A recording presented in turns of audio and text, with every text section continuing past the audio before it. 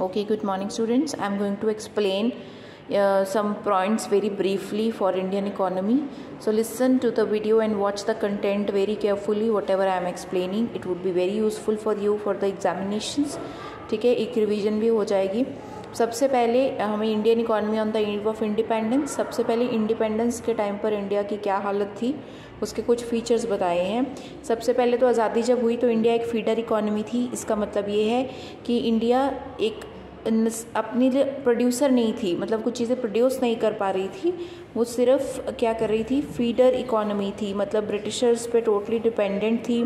सिर्फ यहाँ से रॉ मटेरियल जाता था और वहाँ से finished goods, machine made goods India के अंदर आते थे. फिर इन्होंने बताया है semi feudal economy. Semi feudal economy एक ऐसी इकॉनमी होती है जिसमें आप क्या करते हैं, ज़मींदार्स होते हैं, ठीक है, वो आपसे लगान चार्ज करते हैं, आपसे high rate of interest charge करते हैं. ठीक है, ऐसे इकॉनमी के अंदर जिसमें आपके पास लैंड नहीं होता और आप किसी के अंडर रह के काम करते हैं, this is semi feudal economy.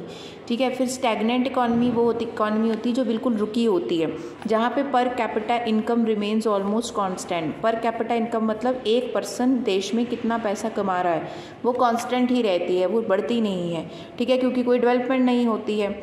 और फिर यहाँ पे दादा भाई नौरोजी से क्वेश्चन आ सकता है कि नेशनल इनकम और पर कैपिटा इनकम जो डाटा प्रोवाइड किया था वो दादा भाई नौरोजी ने किया था. ठीक है. इसके अलावा इन्होंने बताया है कि VKRV राव जो थे, इन्होंने एक एस्टीमेट किया था. ठीक है, यहाँ पे भी VKRV राव का नाम है, जो कि एक साइंटिफिक एस्टीमेट था जिसमें इन्होंने इनकम और पर कैपिटा इनकम को कैलकुलेट किया था. साइंटिफिक एस्टीमेट का मतलब कि बहुत सोच समझ के उन्होंने बताया था कि कितनी इनकम और पर कैपिटा इनकम किसी देश की एग्जिस्ट करती है उस टाइम पर. ठीक है, ये दो नाम यहाँ से आप याद रख सकते हैं. फिर इन्होंने बताया था कि ये स्टैगनेंट इकॉनमी कैसी थी, क्योंकि ग्रोथ रेट कुछ भी नहीं था, सिर्फ 2% से कम था. आज की GDP 6 से 7% के बीच में वेरी करती है. उस टाइम पे आप अंदाज़ा लगा लीजिए 2% से भी कम थी. ठीक है. उसके बाद क्योंकि सिर्फ एग्रीकल्चर पे हम डिपेंड करते थे. सेमी फ्यूडल इकॉनमी में इन्होंने बताया है कि एक तो हमारे यहाँ फ्यूडलिज्म था, जो मैंने आपको बता दिया कि एक कल्टीवेटर और गवर्नमेंट के बीच में मिडल मैन था जिसको हम ज़मींदार कहते थे. इसको ही हम फ्यूडल इकॉनमी की कैटेगरी में डालते हैं. कैपिटलिज्म का मतलब ये होता है कि जहाँ पर सरकार ज़्यादा काम नहीं करती है, सरकार जहाँ काम करती है उसको सोशलिस्ट कहते हैं. ठीक है. कैपिटलिज्म जहाँ प्राइवेट प्लेयर्स काम करते हो, प्राइवेट मतलब जैसे ब्रिटिशर्स अपनी मर्ज़ी का उगवाते थे काम, अपनी मर्ज़ी की कल्टीवेशन कराते थे, तो कैपिटलिज्म आ जाता है. ठीक है. और हमारी इकॉनमी अंडरडेवलप्ड भी थी और बैकवर्ड भी थी, क्योंकि इनकम प्रॉपर नहीं थी. ठीक है. Per capita income again very low थी. बस ये यहाँ पे आपने याद रखना है. ठीक है. उसके बाद ये वाला पॉइंट याद रखना है, उस टाइम पर पढ़े लिखे लोग 16% से भी कम थे, 16% से भी लेस थे. और बर्थ रेट, डेथ रेट, जो जन्म कितना लोगों का होता है पर 1000, डेथ कितने लोगों की होती है पर 1000. इन्फेंट मोर्टिलिटी रेट, बिल्कुल 1 साल से कम बच्चों के लिए वर्ड यूज़ करते हैं इन्फेंट. मॉर्टिलिटी का मतलब होता है मरना, तो कितने बच्चे 1 साल से कम उम्र में मर जाते थे पर 1000 लाइव बर्थ से, वो भी बहुत हाई था. तो ये सारे ही रेट्स बहुत ज़्यादा हाई थे. ठीक है.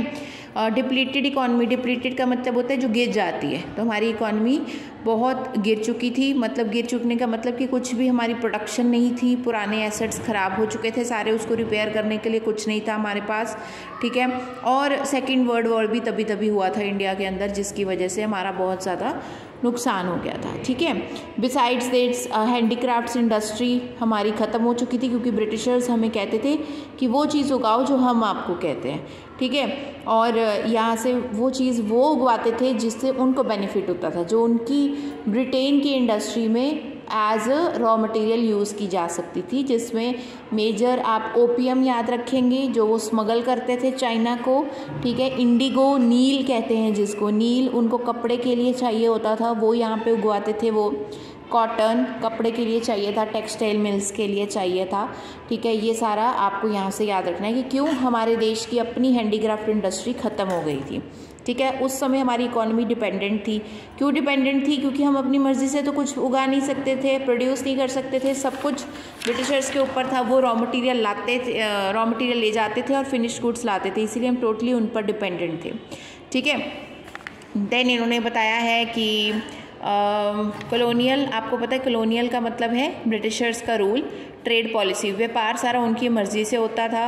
डिस्क्रिमिनेटरी पॉलिसीज़ ट्रेड की होती थी। इसका मतलब अगर आपने कुछ एक्सपोर्ट करना है, बाहर बेचना है, तो उसके रूल्स अलग थे। इंपोर्ट कुछ बाहर से मंगाना है, उसके रूल्स अलग थे। ठीक है, उस समय इकॉनमी डिसइंटीग्रेटेड इकॉनमी थी, क्योंकि इंडिया को डिवाइड कर दिया गया था, इंडिया और पाकिस्तान में। ठीक है, डिसइंटीग्रेटेड मतलब एकजुट नहीं थी, यूनिटी यहाँ पर नहीं थी। ठीक है, लैंड रेवेन्यू सिस्टम्स हमारे 3 तरह के थे। एक हमारा यहाँ पे बताया है जमींदारी सिस्टम। जमींदारी सिस्टम जो था, इसको परमानेंट सेटलमेंट सिस्टम भी कहा जाता है। ठीक है, और लॉर्ड कॉर्नवालिस लेके आए थे इस सिस्टम को। ठीक है, इसके अलावा आपको क्या याद रखना है, इसके अंदर एक सिस्टम और यहाँ पर होता था, महलवाड़ी एंड रियोतवाड़ी सिस्टम्स। ठीक है, देन हमारे पास state of major economic sectors क्या था। एग्रीकल्चर का क्या हाल थे। एग्रीकल्चर बेटा स्टैग्नेंट थी। स्टैग्नेंट मतलब जो रुकी होती है, ग्रोथ होती थी पर वो बहुत कम होती थी, या स्टैग्नेंट थी, एक जैसी होती थी, बढ़ती नहीं थी। ज़मींदार ने एक्सप्लॉयटेशन की हुई थी बहुत ज़्यादा। प्रोडक्शन हम अपनी मर्ज़ी की कर नहीं सकते थे, कोई नई टेक्निक्स नहीं थी प्रोडक्शन की हमारे पास। इरिगेशन की फैसिलिटीज़, अच्छे फर्टिलाइज़र्स, कुछ भी चीज़ें नहीं थी। सबसे ज़्यादा देश की पॉपुलेशन एग्रीकल्चर पे डिपेंडेंट थी। और यहाँ पर याद रखना, ये मैंने अभी बताया था, ज़मींदारी सिस्टम के साथ Mahalwari system and Ryotwari system. सुन लो ध्यान से क्या था। एक तो आपने यहाँ पर ये याद रखना है कि ये ज़मींदारी सिस्टम लॉर्ड कॉर्नवालिस लाए थे। महलवाड़ी सिस्टम जो था ये लेकर आए थे हमारे पास, हिक्स नाम था उस पर्सन का, यहाँ पर लिखा नहीं हुआ, मेंशन नहीं किया। आई विल टेल यू कि क्या इसका नाम था पर्सन का, बाय विलियम बेंटिक। हाँ, इन्होंने नाम बताया, विलियम बेंटिक लेकर आए थे।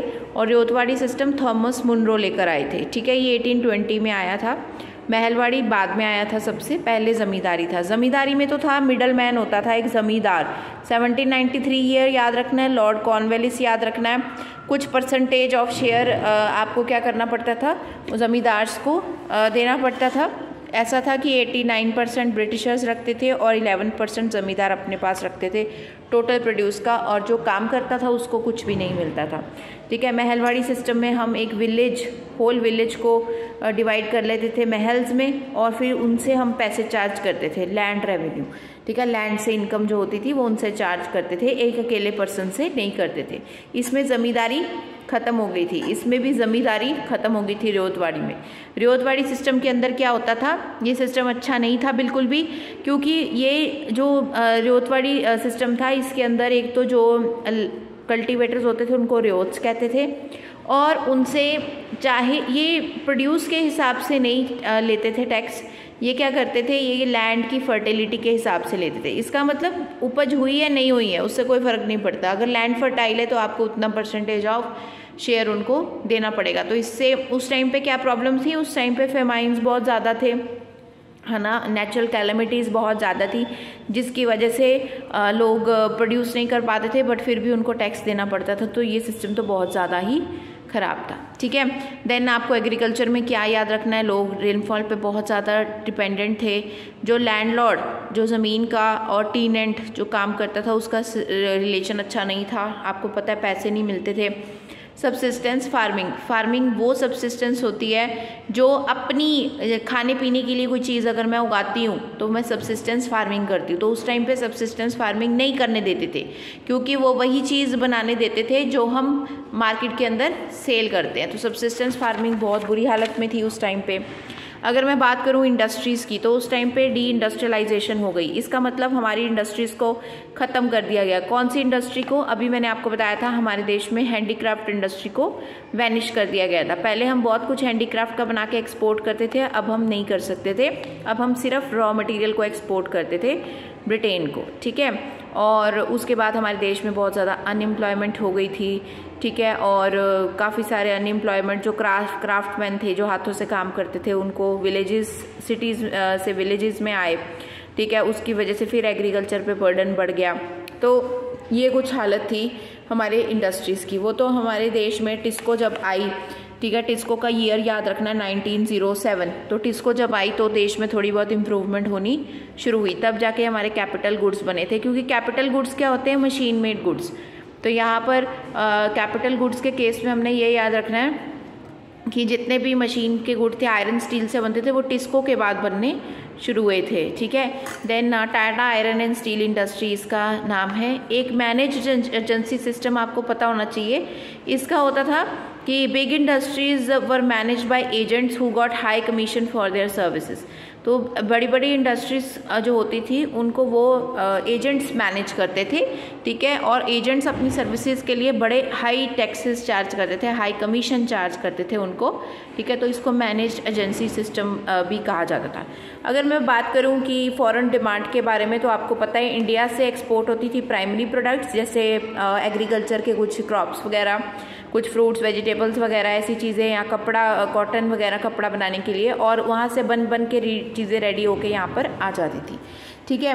देन आपने यहाँ से क्या याद रखना है? उनके पास हमारे देश में मोनोपली कंट्रोल था। मोनोपली मतलब सिंगल कंट्रोल उन्हीं के पास था। ठीक है। यहाँ से आपने याद रखना है कि उन्होंने सुएज कनाल